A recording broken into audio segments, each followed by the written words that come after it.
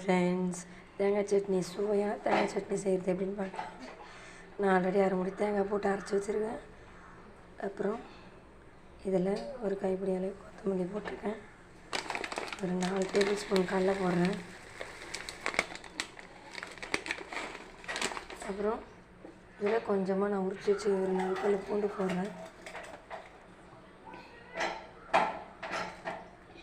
இதில் கல் உப்பு போட போகிறேன். இதில் கொஞ்சமாக இஞ்சி சேர்க்குறேன். தேவையான அளவு உப்பு 2 டேபிள் ஸ்பூன் உப்பு சேர்க்குறேன். புளி லைட்டாக புளி சேர்க்குறேன். இப்போ இதை மிக்ஸ் பண்ணி தாளித்து எடுத்துடணும். நல்லா அரைச்சாச்சு. இதில் காரத்துக்கு நான் 2 பச்சை மிளகாய் சேர்த்துக்கிறேன். மறந்துட்டேன் போட. கல் நல்லா காஞ்சிச்சு. இப்போ சட்னி தாளிக்கிறதுக்கு எண்ணெய் 2 டேபிள் ஸ்பூன் எண்ணெய் விட்டுக்கிட்டேன்.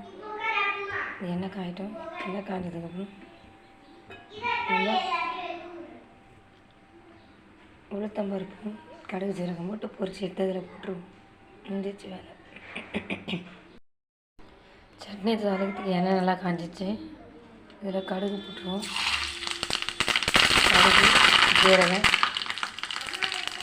இது நல்லா பொரிஞ்சிச்சு. இதில் ஒரு டேபிள் ஸ்பூன் அளவு உளுத்தம்பருப்பு போட்டு இது நல்லா ஃப்ரை ஆனதானே சட்னியில் எடுத்து போட்டு